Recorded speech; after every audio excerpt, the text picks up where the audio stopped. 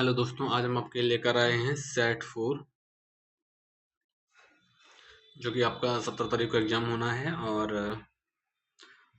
इससे पहले के 3 प्रैक्टिस सेट पॉलिटिकल साइंस के, हिस्ट्री के हो चुके हैं। अगर आपने नहीं देखे हैं तो ज़रूर देख लें, जिससे कि आपको आपके एग्ज़ाम में किस तरह के प्रश्न आए हैं इस तरह का आपको अंदाज़ा लगेगा। और हमारा टारगेट है लगभग आपको राजनीतिक विज्ञान में 900 क्वेश्चंस और हिस्ट्री में 900 क्वेश्चंस कराने का।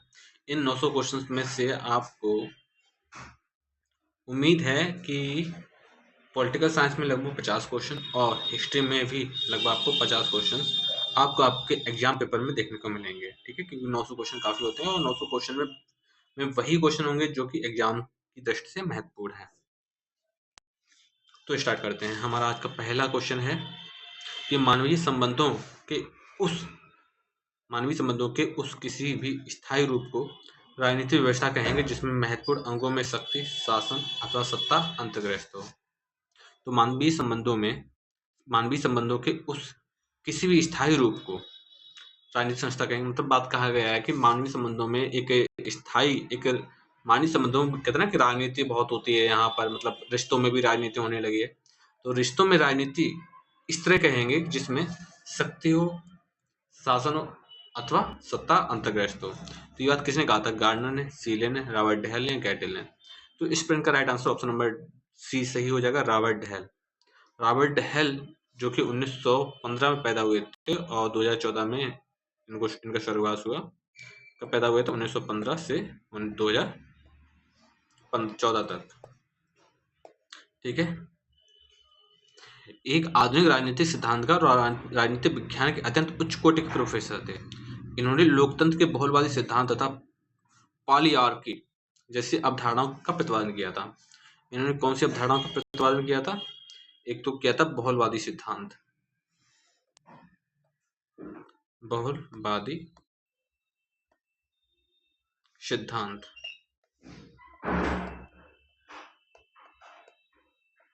और पॉलीआर्की पॉलीआर्की पॉलीआर्की। ठीक है, तो इन्होंने ये दो सिद्धांत हैं जो रॉबर्ट डहल ने दिए थे, पॉलीआर्की और बहुलवादी सिद्धांत। क्लियर? इनकी कुछ रचनाएं हैं, इनकी कुछ रचनाओं में देख लेते हैं। एक रचना का नाम है ऑन डेमोक्रेसी। ऑन डेमोक्रेसी ये कब लिखी थी? ये लिखी थी 1998 में। 1998 में। दूसरी लिखी थी who governs.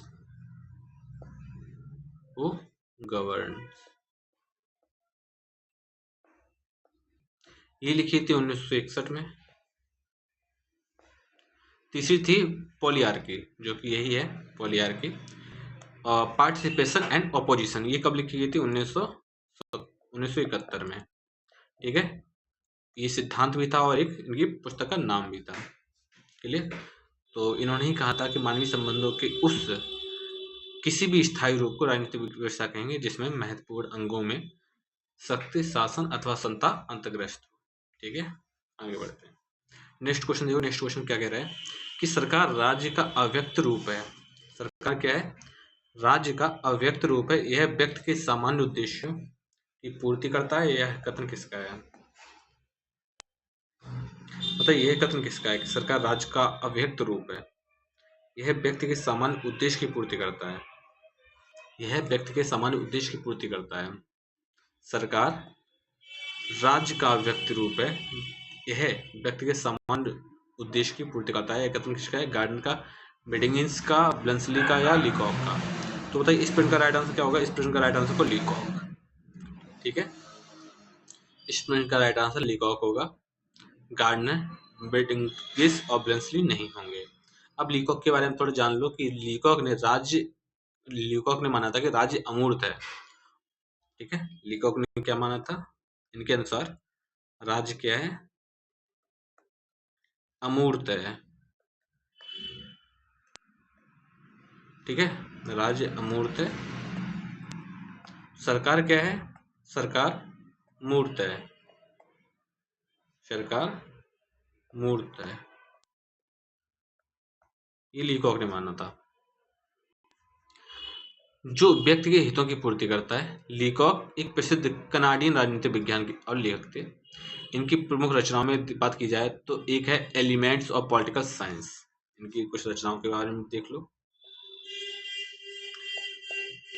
Elements of political science, ठीक है। दूसरी रचना है the down of Canadian history. दूसरी कौन है? The down of Canadian history, ठीक है। तीसरा है the discovery of England, sorry my discovery of England. तीसरी बुक का क्या नाम है? माई discovery of England, clear.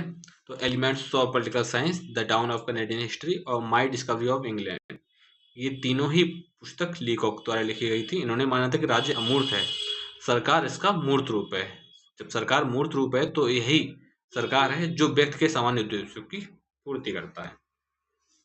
Next question देखो, क्वेश्चन नंबर 3। मनुष्य स्वतंत्र रूप से जन्म लेता है किंतु पग पग पर जंजीरों से जकड़ा हुआ है। ये कथन किस विचार का है? कि मनुष्य ने जन्म तो स्वतंत्र लिया है लेकिन जब वो आगे बढ़ता है तो पग पग पर जंजीरों से जकड़ जाता है अपने आप ही। तो ये बात कहा था रूसो ने, ठीक है। रूसो की एक पुस्तक है सोशल कॉन्ट्रैक्ट, सोशल कॉन्ट्रैक्ट, ठीक है। ये पुस्तक कब लिखी गई थी? 1762 में लिखी गई थी, 1762 में। इनमें संबंधों के बारे में बताया गया था। तो सोशल कॉन्ट्रैक्ट के अंतर्गत रूसो ने इस समस्या पर विचार किया कि मनुष्य ने किस तरह से प्राकृतिक दशा से निकलकर सभ्य समाज का निर्माण किया। प्रस्तुत कृति इस वाक्य से आरंभ होती है कि मनुष्य स्वतंत्र पैदा होता है और सब जगह जंजीरों से झगड़ा हुआ है। रूसो के इस कथन का से आभास होता है कि मनुष्य को प्राकृतिक दशा में जो स्वतंत्रता प्राप्त थी सभ्य समाज में वह उससे वंचित हो गया, ठीक है। तो रूसो किसके समर्थक थे? रूसो प्राकृतिक व्यवस्था के समर्थक थे या प्राकृतिक दशा के समर्थक थे, ठीक है। ये प्राकृतिकता से जुड़े हुए थे, प्राकृतिकता से जुड़े हुए थे। ये मानते थे कि जो अधिकार व्यक्ति को प्रकृति से प्राप्त हुए, वे अधिकार जब व्यक्ति सभ्य समाज में आता है तो वे अधिकार अपने आप ही छीन लिए जाते हैं समाज के द्वारा, ठीक है ना। तो इसीलिए कहते हैं कि मनुष्य स्वतंत्र रूप से जन्म लेता है लेकिन पग पग पर जंजीरों से जकड़ा हुआ है। यार कौन कहता है? रूसो कहता है। किस में कहते हैं? सोशल कॉन्ट्रैक्ट में कहते हैं, ठीक है। और सोशल कॉन्ट्रैक्ट का स्टार्टिंग ही यहीं से होता है, सोशल कॉन्ट्रैक्ट की स्टार्टिंग ही इस जगह से होती है, ठीक है। आगे बढ़ते हैं, नेक्स्ट क्वेश्चन देखो। क्वेश्चन नंबर 14 देखो क्या कह रहा है। व्यक्ति शक्ति ही नहीं वरन इच्छा ही राज्य का आधार है। शक्ति ही नहीं वरन इच्छा ही राज्य का आधार है, यह कथन किस विचारक का है? बताइए। शक्ति ही नहीं वरन इच्छा ही राज्य का आधार है, यह कथन किस विचारक का है? गांधी का, ग्रीन का, अरिस्टो का, लॉक का, ठीक है। शक्ति ही नहीं वरन इच्छा ही राज्य का आधार है, यह विचार किसका है? गांधी का, ग्रीन, अरिस्टो, लॉक का। तो ये बताइए ये कौन कहता है? तो ये कहता है ग्रीन, ठीक है। ग्रीन का मानना है कि राज्य का आधार सिर्फ शक्ति ही नहीं बल्कि व्यक्ति की इच्छा भी है। राज्य की शक्ति या संप्रभुता मनुष्यों के नैतिक अधिकारों पर लागू करने का साधन मात्र है। कोई भी कानून मनुष्यों को नैतिक नहीं बना सकता। कोई भी कानून मनुष्यों को नैतिक नहीं बना सकता क्योंकि नैतिकता ऐसी प्रेरणा पर आधारित है जिसकी स्वतंत्र रूप से इच्छा की गई है। अतः ग्रीन ने लिखा है कि राज्य का आधार इच्छा है, बल प्रयोग नहीं है। राज्य का आधार क्या है? इच्छा है, बल प्रयोग नहीं है। ये बात ग्रीन कहते हैं। तो इसको आप ध्यान दें कि शक्ति नहीं वरन इच्छा ही राज्य का आधार है, ये बात गेम कहते हैं। नेक्स्ट क्वेश्चन है, रक्त समाज संबंध से समाज बनता है और कालांतर में समाज से राज्य। ठीक है, तो बताइए ये प्रश्न का आंसर कौन सा होगा कि रक्त संबंध से समाज बनता है और कालांतर में समाज से राज्य। ये बात मैकावर के द्वारा कही थी।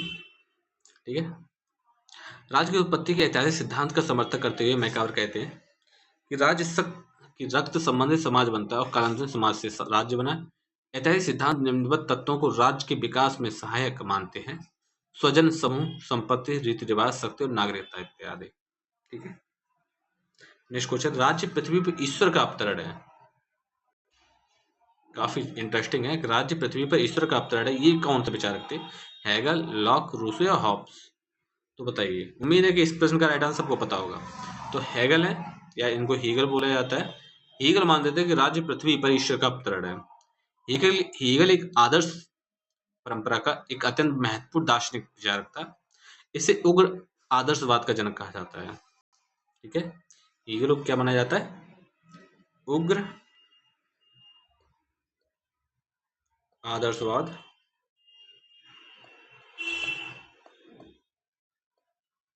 का जनक। ठीक है, उग्र आदर्शवाद का जनक कहा जाता है। किसको कहा जाता है? हीगल को। तो हीगल ने राज्य को समस्त कानूनी और नैतिक बंधनों से मुक्त कर दिया। राज्य को कानून और नैतिकता का नियत बना दिया। हीगल का मानना था कि राज्य विश्वात्मा के बाह्य अभिव्यक्ति का सर्वोच्च रूप है। वह यह कभी ना तो गलत हो सकता है और ना ही गलत कर सकता है।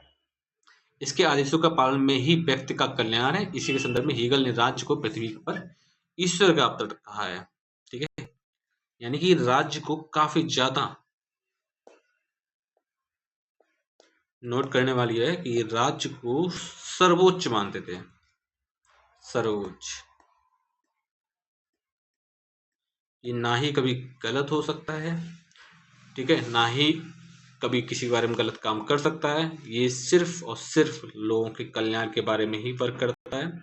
राज्य ने जो किया वो सभी सही है, मतलब आप उसको आंख बंद करके विश्वास करो, ये बात हीगल कहते हैं। नेक्स्ट क्वेश्चन है क्वेश्चन नंबर 7, संप्रभुता नागरिकों तथा प्रजाजनों के ऊपर सर्वोच्च शक्ति है जिस पर कानून का कोई नियंत्रण ना हो। अब संप्रभुता क्या है? मान लो हमारे आज प्रेसिडेंट, राष्ट्रपति, अगर राष्ट्रपति के चुनाव होने बंद हो जाएं तो हम क्या हैं? तो राष्ट्रपति ही सब कुछ है। वो जो चाहे वो करे, हम बस आंख बंद करके उस पर ट्रस्ट करें, हम उसके किसी भी कार्य पर कोई भी प्रश्न चिन्ह ना लगाएं तो वो संप्रभु हो जाएगा। ठीक है, इसी चीज को कहा गया है कि संप्रभुता नागरिकों और प्रजाजनों के ऊपर सर्वोच्च शक्ति है जिस पर कानून का कोई नियंत्रण ना हो। ये बात कहते हैं। ये कथन किस विचारक का है? ठीक है, वर्गेस का, दुग्बी का, जॉन वोंदो का या जेलेनिक का? तो इस प्रश्न का राइट आंसर जॉन वोंदो है। जॉन वोंदा। क्लियर? वोंदा का जन्म 1530 से 1596 में हुआ था। इसने अपनी पहली पुस्तक the six book concern the Republic में संप्रभुता शब्द का प्रयोग किया था, लेकिन बोंदो ने सीमित संप्रभुता सिद्धांत का प्रतिपादन किया क्योंकि उसने संप्रभुता को प्राकृतिक, दैवी इत्यादि कानून से मर्यादित किया था। ठीक है, तो इनका जन्म कब हुआ ये नहीं पूछा जाता है, सिर्फ इनकी पुस्तक जरूर आ सकती है। ये पुस्तक का क्या नाम था? द सिक्स बुक्स कंसर्निंग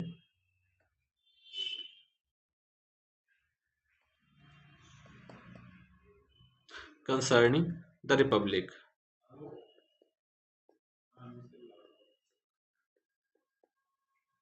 ठीक है, 1576। The six books concerning the Republic 1576 में ये बुक आई थी और इसमें संप्रभुता शब्द का प्रयोग किया गया था। इस बुक में क्या प्रयोग किया गया? संप्रभुता, प्रभुता।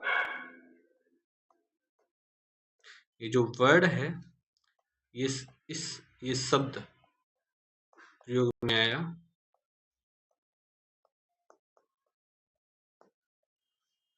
प्रयोग में आया, ठीक है। इन्होंने ही संप्रभुता पर आंख बंद करके विश्वास करने की बात कही और कोई मतलब इस संप्रभुता पर कोई भी कानून नियंत्रित नहीं करेगा। ये मान के चलो ये संप्रभुता दैवी है, प्राकृतिक है, सभी कानूनों से ऊपर है। नेक्स्ट क्वेश्चन है क्वेश्चन नंबर 8, कानून संप्रभु की आज्ञा है। कानून संप्रभु की आज्ञा है, यह कथन किसका है? लॉक का, रूसो, जॉन ऑस्टिन या गार्डनर?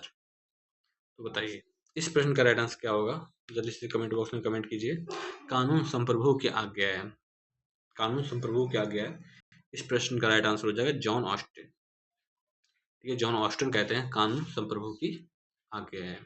ऑस्टिन का कथन है कि ऑस्टिन के अनुसार संप्रभु सत्ताधारी वह व्यक्ति या व्यक्तियों का समूह है जिसकी आज्ञाओं को समाज के अधिकांश लोग स्वतः पालन करते हैं, परंतु वह स्वयं इस ढंग से किसी अन्य की आज्ञा नहीं मानता। ठीक है, क्वेश्चन नंबर 9 देखो क्या कह रहा है। स्वतंत्रता अति शासन का विलोम है। स्वतंत्रता अति शासन का विलोम है। स्वतंत्रता की यह परिभाषा किस विचारक की है? रूसो, सीले, मॉन्टेस्क्यू या लॉक? स्वतंत्रता अति शासन का विलोम है। ठीक है, स्वतंत्रता अति शासन का विलोम है। स्वतंत्रता की यह परिभाषा किस विचारक की है? रूसो, सीले, मॉन्टेस्क्यू या लॉक? तो उम्मीद है कि इस प्रश्न का राइट आंसर आपको पता है। इस प्रश्न का राइट आंसर सीले है। स्वतंत्रता अति शासन का विलोम है, ये बात सीले कहते हैं। यानी कि सीले स्वतंत्रता को सभी प्रकार के बंधनों से के अभाव मानता है, यानी सभी बंधनों के से मुक्त मानता है। सीले स्वतंत्रता के नकारात्मक स्वरूप को स्वीकार करते हैं और यह व्यक्ति को ही साध्य मानते हैं। नकारात्मक स्वतंत्रता के समर्थकों में हेयक, बर्लिन, नॉजिक, फ्रीडमैन इत्यादि हैं। नेक्स्ट क्वेश्चन है, स्वतंत्रता की समस्या का एकमात्र हल है। स्वतंत्रता की समस्या का एकमात्र हल वह समानता में निहित है कि वह समानता में निहित है। ठीक है, स्वतंत्रता की समस्या का एकमात्र हल है कि वह समानता में निहित है। लॉक, रूसो, पोलार्ड या ग्रीन? इसमें कौन सा सही आंसर हो जाएगा? इसका जो राइट आंसर हो जाएगा वो हो जाएगा पोलार्ड। स्वतंत्रता की समस्या का एकमात्र हल है कि वह समानता में निहित है, ये बात पोलार्ड कहते हैं। कौन कहता है? पोलार्ड। तो स्वतंत्रता तथा समानता को पूरक मानने वाले विचारकों में लॉस्की, ग्रीन, रूसो इत्यादि विचारक हैं। ग्रीन ने मनुष्य की आत्मचेतना के विकास के लिए स्वतंत्रता को अनिवार्य तत्व माना। आर.एस. टॉनी स्वतंत्रता व समानता के विरोधी न मानकर एक दूसरे के लिए आवश्यक मानते हैं। प्रोफेसर पोलार्ड ने भी स्वतंत्रता व समानता को पूरक मानकर यह कहा है कि स्वतंत्रता की समस्या का हल समानता में निहित है। नेक्स्ट क्वेश्चन देखो, नेक्स्ट क्वेश्चन क्या कह रहा है? लोकतंत्र जनता का है और जनता के लिए जनता द्वारा शासन है। उम्मीद है कि इस प्रश्न का राइट आंसर सबको पता है कि बताइए इस प्रश्न का राइट आंसर अब्राहम लिंकन है। ठीक है, अब्राहम लिंकन के बारे में थोड़ा जान लो कि अब्राहम लिंकन ने 1863 में डेविसबर्ग के भाषण में कहा था कि लोकतंत्र जनता का, जनता के लिए, जनता के द्वारा शासन है। ठीक है, एक अन्य जगह लिंकन ने लोकतंत्र की दूसरे शब्दों में परिभाषा दी है कि सभी मनुष्यों को कुछ समय के लिए और कुछ मनुष्यों को सदैव के लिए मूर्ख बनाया जा सकता है, परंतु सभी मनुष्यों को सदैव के लिए मूर्ख नहीं बनाया जा सकता है। समझ में आ रहा? क्वेश्चन नंबर 12 देखो क्या कह रहा है। यह निश्चित है कि सरकार की उत्पत्ति बल प्रयोग के परिणाम स्वरूप तथा बल प्रयोग द्वारा होती है। बताइए ये कथन कौन है, किसने कहा है? यह निश्चित है कि सरकार की उत्पत्ति बल प्रयोग के परिणाम स्वरूप बल प्रयोग द्वारा होती है। तो बताइए जल्दी से स्टूडेंट का राइट आंसर दीजिए। तो ये हर्बर्ट स्पेंसर है। ठीक है, यही कहते हैं कि सरकार की उत्पत्ति बल प्रयोग द्वारा होती है और बल प्रयोग के परिणाम स्वरूप होती है। ठीक है, तो हर्बर्ट स्पेंसर राज्य दुर्गुणों की संतान है। राज्य क्या है? राज्य दुर्गुणों की संतान है जिस पर अपने जन्मदाता के चिन्ह अंकित हैं। यह सत्य हो अथवा ना हो कि मनुष्य असमानता का पुतला है अथवा कल्पना पाप में की जाती है, परंतु यह निसंदेह सत्य है कि सरकार की उत्पत्ति आक्रमण के कारण और आक्रमण के द्वारा होती है। ठीक है, आगे बढ़ते हैं। नेक्स्ट क्वेश्चन देखो, क्वेश्चन नंबर 13, राजनीतिक चिंतन का आरंभ यूनानियों से होता है। राजनीतिक चिंतन का आरंभ यूनानियों से होता है, ये कथन किसका है? राजनीतिक चिंतन का आरंभ यूनानियों से होता है, बार्कर द्वारा, रूसो द्वारा, मार्क्स या लॉक के द्वारा। तो इस प्रश्न का राइट आंसर होगा बार्कर के द्वारा। बार्कर का ये कथन है कि राजनीतिक चिंतन का आरंभ यूनानियों से होता है। नेक्स्ट क्वेश्चन देखो, क्वेश्चन नंबर 14। राज के अंतर्गत राजा यदि चोरी का पता लगवाने में असमर्थ रहता है, उसके लिए वह पाप के समान है। ठीक है, राज के अंतर्गत राजा यदि चोरी का पता लगवाने में असमर्थ रहता है, ठीक है, राज्य के अंतर्गत राजा यदि चोरी का पता लगवाने में असमर्थ है तो वह इसके लिए पाप के समान है। ठीक है, या पाप का भागीदारी है। इस तरह की बात किसने कही थी? टी एच ग्रीन ने, बेंथम या मनु या कॉटन, इनमें से कौन था जिसने ये बात कही थी? तो ये बात कही थी मनु ने। ठीक है, ये कथन मनु के द्वारा कहा गया था कि राज्य के अंतर्गत राजा यदि चोरी का पता लगाने में असमर्थ रहता है तो उसके लिए पाप के समान होगा। यदि राजा अपने कर्तव्यों का पालन करने में असमर्थ है तो वह पाप के समान होगा।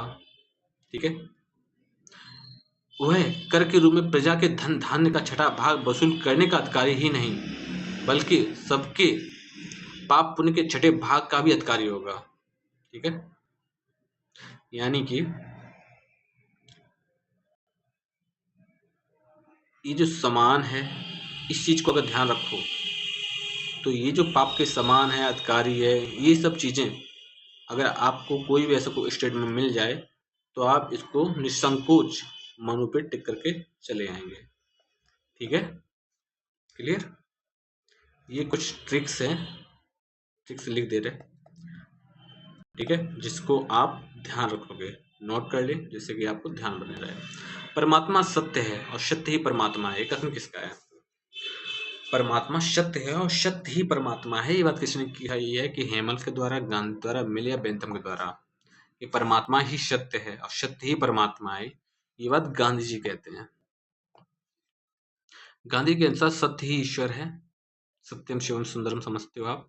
गांधी जी के मतानुसार सत्य सत्य शब्द से निकलता है, इसका अर्थ है अस्तित्व का होना। सत्य को ईश्वर या ब्रह्मा कहने का कारण यह है कि सत्य वही है जिसकी सत्ता होती है और जो सदा टिका रहता है।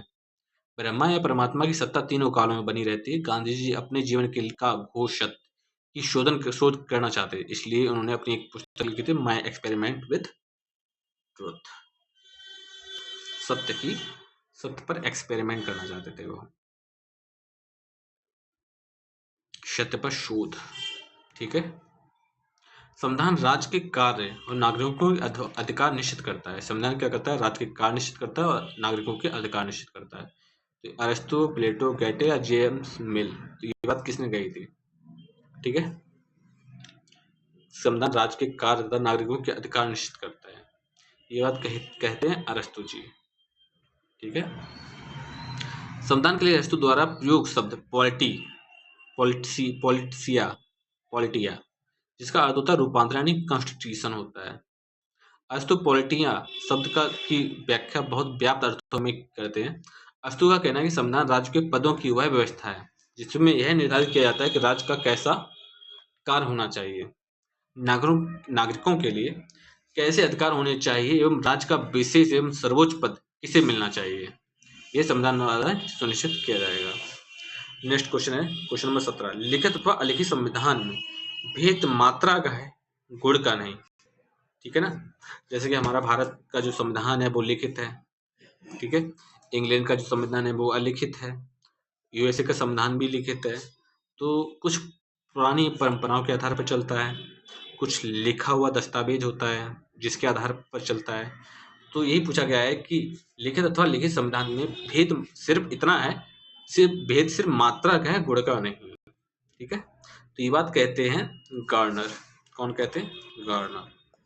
तो डी टाकविले, थॉमस पेन जैसे विचारक ब्रिटिश संविधान अलिखित होने के कारण उसके अस्तित्व को अस्वीकार करते हैं।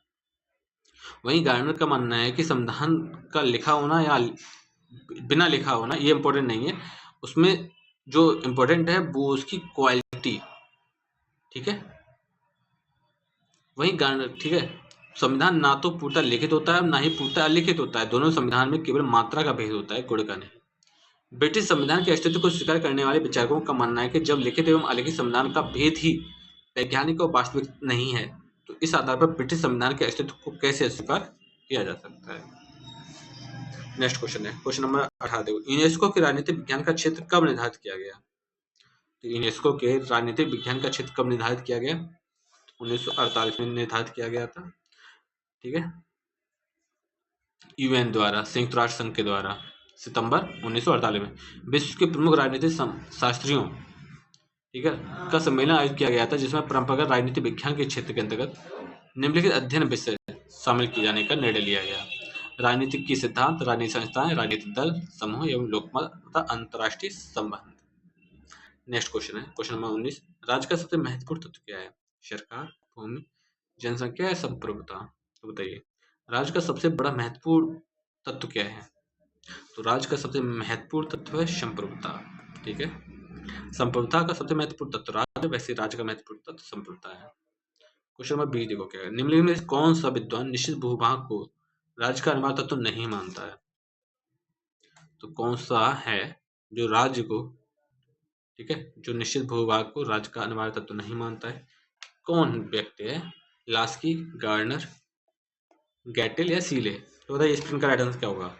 तो सीले हैं, वो नहीं मानते निश्चित भूभाग को राज्य का अनिवार्य तत्व। क्वेश्चन नंबर 21 देखो, सीमित संप्रभुता के सिद्धांत का जनक निम्न में से कौन है?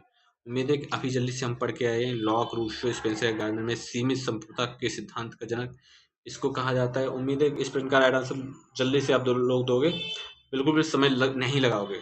इस सर का सही आंसर हो जाएगा लॉक। जॉन लॉक कहते हैं कि सीमित संप्रभुता के सिद्धांत का प्रतिपादन उदारवाद के जॉन लॉक ने किया था। आपसे ये पूछ लिया जाए कि जॉन लॉक किस तरह के विचारक थे, तो ये उदारवादी विचारक थे, उदारवादी विचारक थे। ठीक है, तो उदारवादी विचारक थे। लॉक सामाजिक समझौते के माध्यम से हॉब्स की तरह निरंकुश संप्रभुता का प्रतिपादन न करके सीमित एवं संवैधानिक संप्रभुता के सिद्धांत का प्रतिपादन करते हैं। लॉक का मानना है कि सरकार यदि नागरिकों के अधिकार का अतिक्रमण करे तो नागरिक का यह अधिकार है कि सरकार को बदल दे। प्रत्यक्ष लोकतंत्र वाला देश क्या है? इंग्लैंड, अमेरिका, भारत या स्विट्जरलैंड? प्रत्यक्ष लोकतंत्र वाला देश, तो इसका राइट आंसर हो जाएगा स्विट्जरलैंड। कैसे?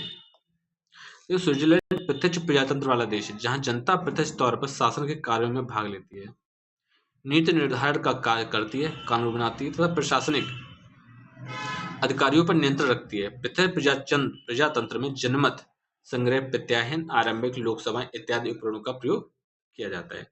यहाँ पर सब कुछ जनता करती है, जनता चुनेगी, जनता कानून का निर्माण करेगी, जनता ही सब कुछ सर्वोपरि है। ठीक है, कानून बनाएगी, नीतियां बनाएगी, प्रशासनिक अधिकारियों का पर नियंत्रण रखने का भी काम जनता ही करेगी। ठीक है, इसीलिए इसको प्रत्यक्ष लोकतंत्र वाला देश कहा गया है। क्वेश्चन नंबर 23 है कि जर्मनी में हिटलर ने किस प्रकार के शासन की स्थापना की थी? लोकतंत्र, तानाशाही, कुलीनतंत्र या राजतंत्र? बताइए, जर्मनी के हिटलर ने किस प्रकार के शासन की स्थापना की थी?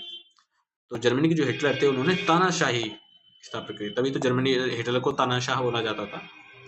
ठीक है, हिटलर ने जर्मनी के तानाशाही शासन व्यवस्था स्थापित की थी। प्रथम विश्व युद्ध के बाद जर्मनी के साथ जो संधि हुई उससे जर्मनी की आर्थिक एवं अंतर्राष्ट्रीय प्रतिष्ठा में ह्रास हुआ। जर्मनी को विश्व स्तर पर फिर से शक्तिशाली राष्ट्र बनाने के लिए हिटलर के नेतृत्व में नाजीवाद सरकार बनी। हिटलर ने राज्य को सर्वोपरि मानकर निरंकुश शासन व्यवस्था को अपनाया। क्वेश्चन नंबर 24 है कि राज्य साधन है, साध्य नहीं, यह सिद्धांत किसका है? उदारवादियों का, व्यक्तिवादियों का, फांसीवाद या वैज्ञानिक समाजवाद का? कि राज्य साधन है, साधन है, तो ये कथन है व्यक्तिवाद का। ठीक है, अब इसको सुन लो कि उदारवाद के प्रारंभिक चरण को व्यक्तिवाद कहा जाता है। उदारवाद के प्रारंभिक चरण को व्यक्तिवाद कहा जाता है। व्यक्तिवादी विचारधारा इस मान्यता पर आधारित है कि राज्य को व्यक्ति के मामले में हस्तक्षेप का सिद्धांत का पालन करना चाहिए। व्यक्तिवादी विचारक मानते हैं कि व्यक्ति अपना हित स्वयं समझते हैं। व्यक्तिवादी राज्य को केवल साधन मानते हैं, व्यक्ति को साध्य माना जाता है। हर्बर्ट स्पेंसर ने तो यहाँ तक कह दिया था कि राज्य को गरीब व्यक्तियों की भी मदद नहीं करनी चाहिए। ठीक है, क्वेश्चन नंबर 25 है, मानव विवेक में आस्था निम्न में से किस विचारधारा में है? मानव विवेक में आस्था समाजवाद, उदारवाद, वैज्ञानिक समाजवाद या फांसीवाद? तो बताइए, मानव विवेक में आस्था निम्न में से किस विचारधारा में मानव विवेक में आस्था? तो इसका जो राइट आंसर हो जाएगा उदारवाद हो जाएगा। समाजवाद, वैज्ञानिक समाजवाद ये सब नहीं है। इसका सही आंसर ऑप्शन नंबर बी हो जाएगा। आगे बढ़ते हैं। फांसीवाद का जन्म किस देश में हुआ? अब बताइए, फांसीवाद का जन्म किस देश में हुआ? अमेरिका, भारत, इंग्लैंड या इटली? तो बताइए फांसीवाद का जन्म कहाँ हुआ था? तो फांसीवाद का जन्म हुआ था इटली में। इसके बारे में थोड़ा जान लो कि फांसीवाद की स्थापना किसने की थी? मुसोलिनी ने की थी। किसने की थी? मुसोलिनी। मुसोलिनी।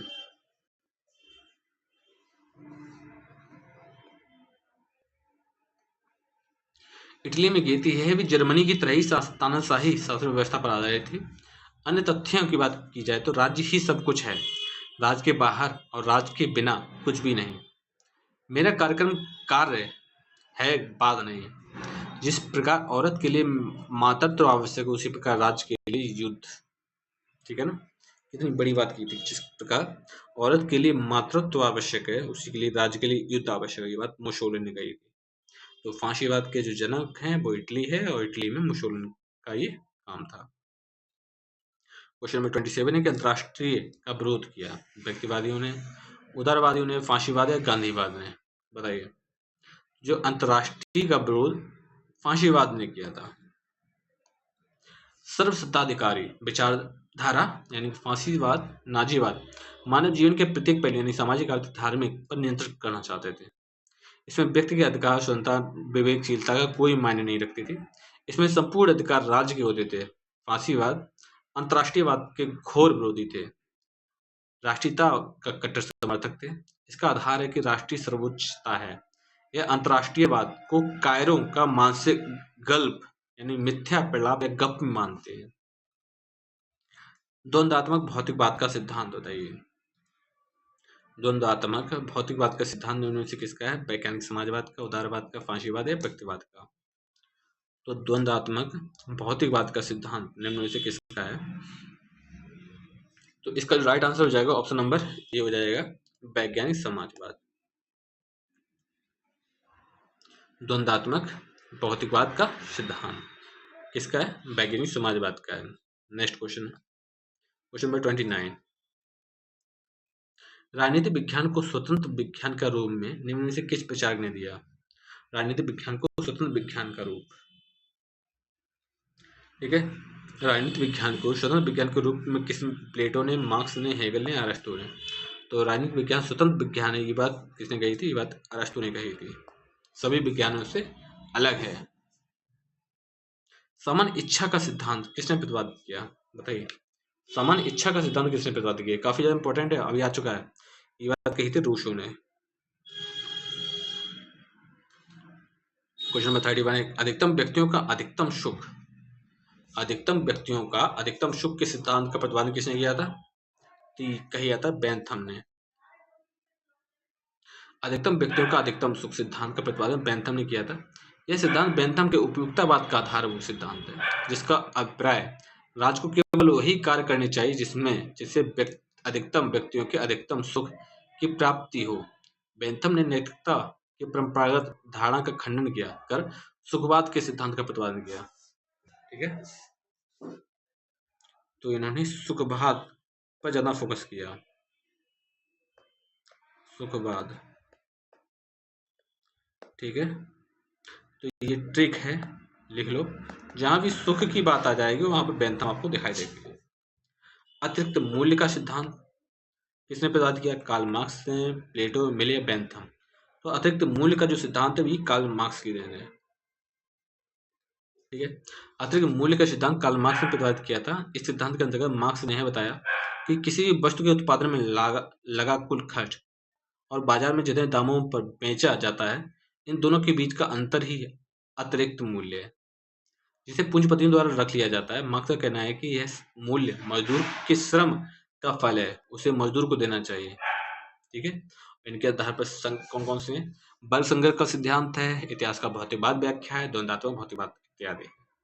ठीक है, आगे बढ़ते हैं। क्वेश्चन नंबर 33 है कि प्राण रक्षण के सिद्धांत के प्रतिपादन कौन है? रूसो, मनु, कौटिल्य या अरस्तु? प्राण रक्षण के सिद्धांत का प्रतिपादन मनु है।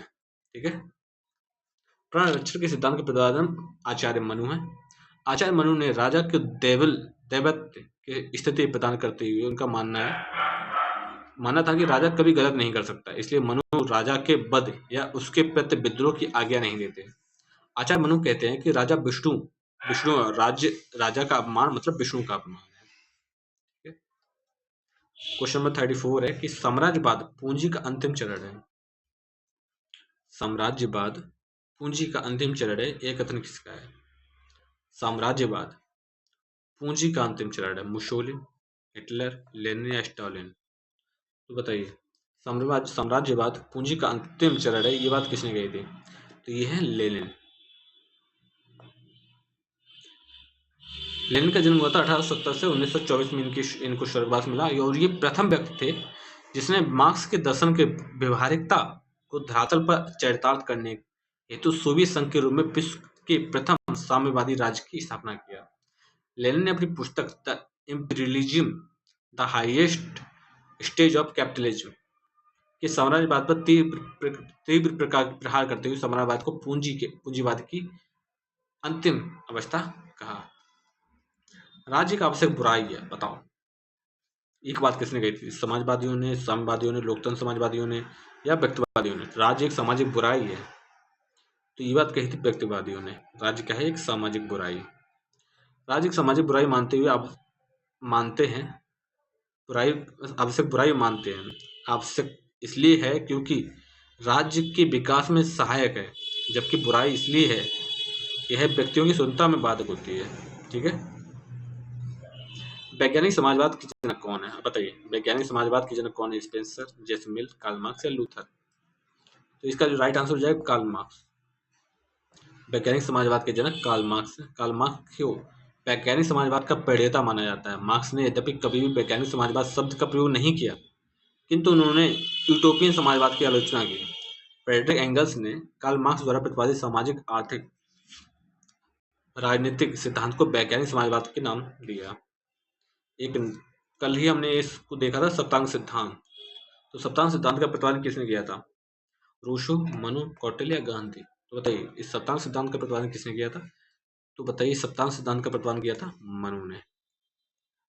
प्लेटो की आदर्श राज्य की विशेषता निम्न में से कौन सी नहीं है? तो प्लेटो ने जो आदर्श राज्य की विशेषता जो बताई, उनमें से कौन सी विशेषता नहीं है? दार्शनिक का शासन, अभिभावक वर्ग के लिए संपत्ति या परिवार का साम्यवाद, नर नारी के समान अधिकार या पुरुष प्रधान परिवार? तो बताइए, जो इस प्रश्न का राइट आंसर क्या होना चाहिए? प्लेटो के आदर्श राज्य की विशेषता नहीं है। तो प्लेटो जो आदर्श राज्य की बात करते हैं उसमें पुरुष प्रधान परिवार नहीं है, उसमें दोनों ही होने चाहिए। ठीक है, मातृत्व और पुरुष दोनों। निम्न में से अध्यात्मात्मक सरकार किस देश में है?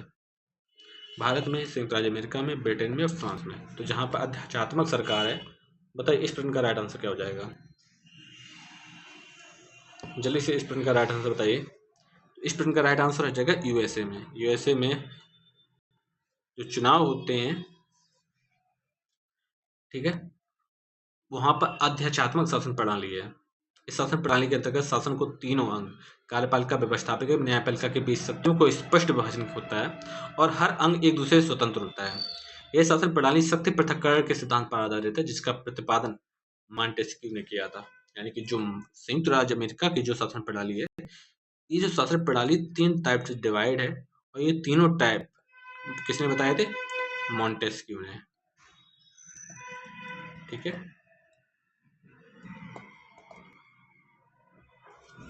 आगे बढ़ते हैं। क्वेश्चन नंबर 40 देखो क्या कह रहा है। नागरिकता प्राप्त करने का निम्न में से कौन सा साधन है? नागरिकता प्राप्त करने के निम्न में से कौन सा साधन है? कि जन्म के आधार पर, शिक्षा के आधार पर, धन संपत्ति के होने पर या प्रधानमंत्री की कृपा होने पर? तो बताइए, नागरिकता प्राप्त करने का निम्न में से कौन सा साधन है? सिंपल बात है, जन्म के आधार पर आपको नागरिकता मिल जाएगी। क्वेश्चन नंबर 41 देखो। भारतीय संसद में नागरिकता अधिनियम पारित हुआ। तो बताइए, भारतीय संसद में नागरिकता अधिनियम जो पारित कब हुआ था? 1960 में, 55 में, 75 में या 1980 में? तो इसका भी राइट आंसर 1955 है। ऑप्शन नंबर 20 का राइट आंसर है। और आपको पता ही है कि नागरिकता कितने से कितने में है? ठीक है, 5 से 11 तक नागरिकता की बात कही है। क्वेश्चन नंबर 42 है कि भारत के निर्वाचन आयोग का गठन संविधान के किस अनुच्छेद के अंतर्गत किया गया। बात की जा रही है इलेक्शन आयोग, इलेक्शन कमीशन की। इलेक्शन कमीशन किसमें है? 321, 322, 323 या 324। तो इसका राइट आंसर बताइए कौन सा हो जाएगा। तो इसका राइट आंसर हो जाएगा 324। इलेक्शन कमीशन 324 में है। भारतीय संविधान के भाग 15 की, ठीक है, भाग है भाग 15, ठीक है, अनुच्छेद आर्टिकल 324 से 339, 324 से 339 नहीं 329। तो आर्टिकल 324 से 339 29 भाग 15 में इलेक्शन कमीशन के बारे में कुछ उपबंध दिए गए हैं, ठीक है। नेक्स्ट क्वेश्चन देखो, क्वेश्चन नंबर 43 है, भारत के किस संविधान संशोधन में संविधान की प्रस्तावना में राष्ट्रीय एकता के साथ अखंडता शब्द जोड़ा गया। तो आपको पता है कि 42वें संविधान संशोधन था जो कि 1976 में आया था, जिसमें अखंडता, धर्मनिरपेक्षता, ये सब शब्द जोड़े गए थे, ठीक है ना। उम्मीद है कि इस प्रश्न का राइट आंसर आपको समझ में आया है। क्वेश्चन नंबर नेक्स्ट देखो, भारतीय संविधान सभा के अध्यक्ष कौन थे। तो भारतीय संविधान सभा के अध्यक्ष कौन थे? डॉक्टर भीमराव अम्बेडकर, राजेंद्र प्रसाद, राधाकृष्णन या पंडित जवाहर नेहरू। देखो, जो स्थायी अध्यक्ष थे वो कौन थे? डॉक्टर राजेंद्र प्रसाद। इससे पहले जो अस्थायी के बारे में बात की जाए तो वो सच्चिदानंद सिन्हा थे। उनको हटा के इनको स्थायी सदस्य बनाया गया था। क्वेश्चन नंबर 45 है, भारतीय संविधान की प्रस्तावना में समाजवाद और धर्मनिरपेक्ष शब्द जोड़ा गया था 42वें संविधान संशोधन में ही। न्यायिक पुनर्वलोकन का सिद्धांत कहाँ से लिया गया बताइए। यानी कि जो न्याय है उसका उस पर पुनः विचार का सिद्धांत कहाँ से लिया गया है? फ्रांस, यूएसए, जर्मनी या कनाडा, बताइए। उम्मीद है इस प्रश्न का भी राइट आंसर सबको पता है। यूएसए के संविधान से लिया गया है न्यायिक पुनर्वलोकन का सिद्धांत। तो भारतीय संविधान में न्यायिक पुनर्वलोकन का सिद्धांत यूएसए के संविधान से ग्रहण किया है। यद्यपि भारतीय संविधान के अनुच्छेद 137 के अंतर्गत भी सर्वोच्च न्यायालय को निर्णयों और आदेशों को पुनर्वलोकन करने का अधिकार है। इसके अतिरिक्त भी संविधान में ऐसे कई अनुच्छेद हैं जो सर्वोच्च न्यायालय समीक्षा कर सकता है। प्रदत्त विधान किया जाता है संसद द्वारा, न्यायपालिका द्वारा, कार्यपालिका द्वारा या लोकायुक्त द्वारा। तो बताइए, प्रदत्त विधान किया जाता है कार्यपालिका द्वारा। तो प्रदत्त विधान कार्यपालिका द्वारा किया जाता है। प्रदत्त विधान या प्रत्यायोजन तात्पर्य उच्चतम अधिकारियों द्वारा अधीनस्थों को निर्धारित सीमाओं में कार्य करने हेतु अधिकार प्रदान करने से है।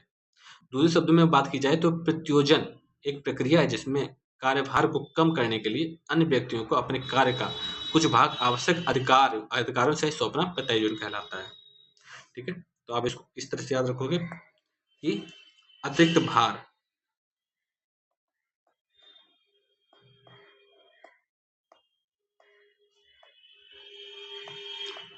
भार को दूसरों को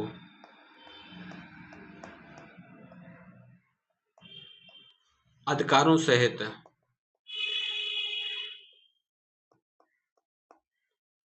सौंपना,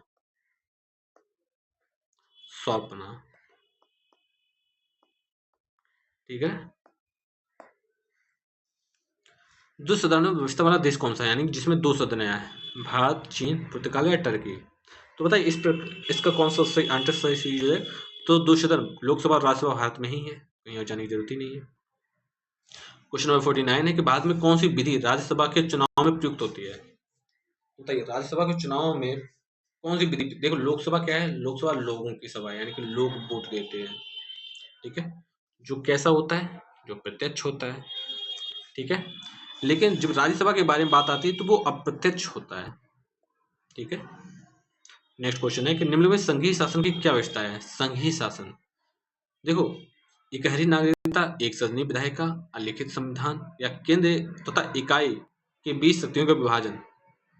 उम्मीद है इस प्रश्न का राइट आंसर सबको पता है। केंद्र तथा इकाई के बीच शक्तियों का विभाजन संघीय शासन की व्यवस्था है। भारत में कौन सी प्रणाली है? तो भारत में संघात्मक होते हुए भी एकात्मक है, ठीक है, या कोई और? बिल्कुल, संघात्मक होते हुए भी एकात्मक है।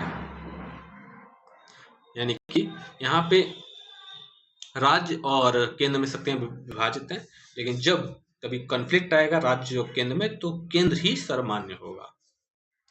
द ट्रीटीज ऑन गवर्नमेंट नामक पुस्तक किसकी रचना है? बेंथम, हेनरी मैन, रूसो या लॉक ने? तो बताइए, द ट्रीटीज ऑन गवर्नमेंट किसकी रचना है? तो ये रचना है लॉक। ठीक है, लॉक ने इसे लिखा था 1690 में।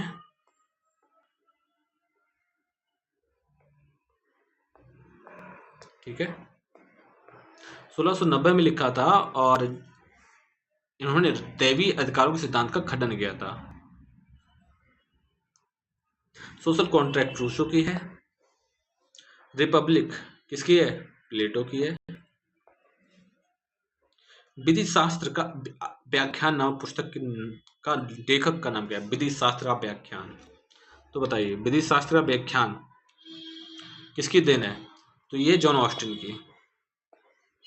अ ग्रामर ऑफ पॉलिटिक्स, उम्मीद है कि सबको पता है। A grammar of politics, Laski, Garner, Rousseau या हॉब्स? तो बताइए इसका क्या हो जाएगा? A grammar of politics. तो ये किसकी है? लॉस्की की है। तो लॉस्की एक महान लेखक थे। उनके बहुत सारे ग्रंथ हैं, जिनमें से एक ग्रंथ का नाम अ ग्रामर ऑफ पॉलिटिक्स है। Authority in the modern state भी है, liberty in modern state, the state in the theory and practice, a introduction of politics, American presidency, the American democracy और डेमोक्रेसी इन क्राइसिस। ठीक है, ये कुछ पुस्तकें हैं जो लॉस्की ने लिखी थी। ठीक है, आप एक तरफ से देख लो, a grammar of politics, grammar of politics, टिक्स हो गया। Authority in the modern state,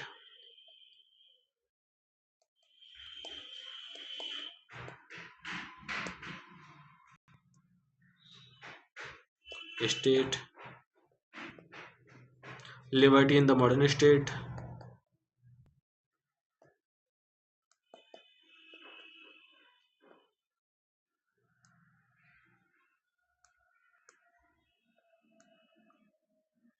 an introduction of politics,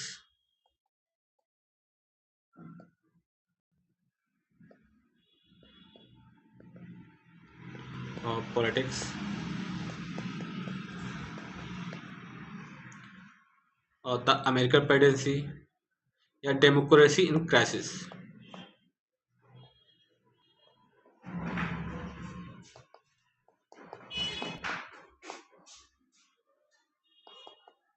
ये कुछ पुस्तकें हैं जो लॉस्की ने लिखी थी। नेक्स्ट क्वेश्चन है, पॉलिटिक्स किसकी देन है? तो पॉलिटिक्स अरस्तु की है। पॉलिटिक्स आइडियल्स नामक पुस्तक किसने लिखी थी? Politics ideals. ठीक है, तो ये पुस्तक लिखी थी पॉलिटिक्स आइडियल, किसकी लिखी थी? तो सी डी वर्नस ने। ठीक है, सी डी वर्नस ने इस पुस्तक लिखी थी, पॉलिटिक्स आइडियल्स। नेक्स्ट क्वेश्चन देखो, राजनीतिक अर्थशास्त्र की एक समीक्षा, राजनीतिक अर्थशास्त्र की एक समीक्षा किसकी देन है? राजनीतिक अर्थशास्त्र की समीक्षा ये कार्ल मार्क्स की है। Discourses on art and science, discourses and on art and science नाम पुस्तक किसने लिखी थी? ठीक है, तो ये लिखी थी रूसो ने ही लिखी थी, discourses on art and science. नैतिकता और व्यवस्थापन का सिद्धांत का परिचय, नैतिकता तथा व्यवस्थापन के सिद्धांत का परिचय किसने लिखी थी? नैतिकता तथा व्यवस्थापन के सिद्धांत का परिचय, तो ये लिखी थी बेंथम ने। बेंथम की और भी बुक्स हैं, जैसे fragment of government, principles of international law, manual of politics, political economy, ये सभी बेंथम की देन है। नेक्स्ट क्वेश्चन है कि महात्मा गांधी ने सवर्णय अवज्ञा आंदोलन किस प्रकार आरंभ किया था? सवर्णय अवज्ञा आंदोलन किस प्रकार किया था? विदेशी वस्तुओं का बहिष्कार या नमक कानून तोड़ना, कर चुकाने से मना करना, राष्ट्रीय शालाएं खोलकर। तो बताइए, गांधी जी ने जो सवर्णय अवज्ञा आंदोलन है किस प्रकार किया था? तो इन्होंने किया था नमक कानून को तोड़कर। ठीक है, तो महात्मा गांधी ने सवर्णय अवज्ञा आंदोलन का प्रारंभ नमक कानून को तोड़कर किया था। गांधी जी ने 12 मार्च 1930 को, ठीक है, 12 मार्च 1930 को क्या किया? दानी नामक जगह पर नमक बनाया। ठीक है, और पहुंचे थे साबरमती से दांडी तक पहुंचे 24 डेज लगे थे इनको। ठीक है, और 6 अप्रैल को पहुंचे, 1930 को पहुंचे और नमक बनाया उन्होंने, और इस तरह से नमक कानून टूटा और यही था सबने अवज्ञा आंदोलन। इसके बाद उनको जेल में रखा गया था कुछ टाइम के लिए, जिस बाद में उनकी तबीयत खराब हुई और उनको फिर से रिहा कर दिया गया। तो आज की क्लास हमारी यहीं पे कंप्लीट होती है। मिलते हैं नेक्स्ट क्लास में। अब हम आपको थोड़ी देर में आपके लेकर आएंगे हिस्ट्री की क्लास।